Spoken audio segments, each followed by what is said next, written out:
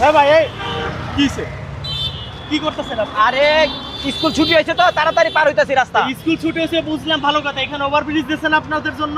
জি। ওভারব্রিজটা পুরো ফাঁকা পড়ে আছে, তো ওভারব্রিজ দিয়েছে, তো ওভারব্রিজ না পার হয়ে আপনি রাস্তা দিয়ে কেন পার হইতেছেন আপনি? এটা তাড়াতাড়ি লাগে আর কি। আপনার কাছ থেকে বাচ্চাগুলো শিখবে কি? এই যে আপনার বাচ্চা না, জি। এটা কি শিখবে? কি শিখাইতেছেন এদেরকে? যে কি শিখাইতেছেন এদেরকে আপনি?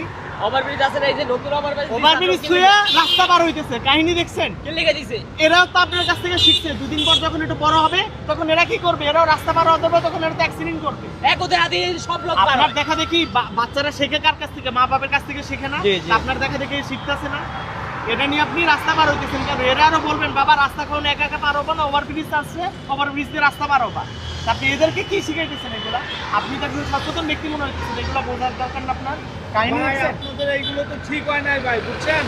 আপনার বাচ্চা আজকে একটা দুর্ঘটনা ঘটলে সারা জীবনের কান্না, এটা কি আপনাদের ঠিক হয়েছে? কষ্ট লাগে যাইতে মনে হয় না? রাখবেন না? একটু কষ্ট লাগবে না যাইতে বাচ্চারা এই কাজগুলো করবে। এসব মানুষ ভাই আপনাদের এগুলো ঠিক না ভাই।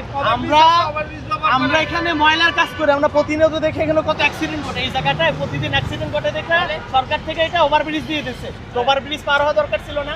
আচ্ছা ঠিক কারণ আছে। এদেরকে নিয়ে ঘুরে ওভারব্রিজ দিয়ে পার হয়ে যাবে।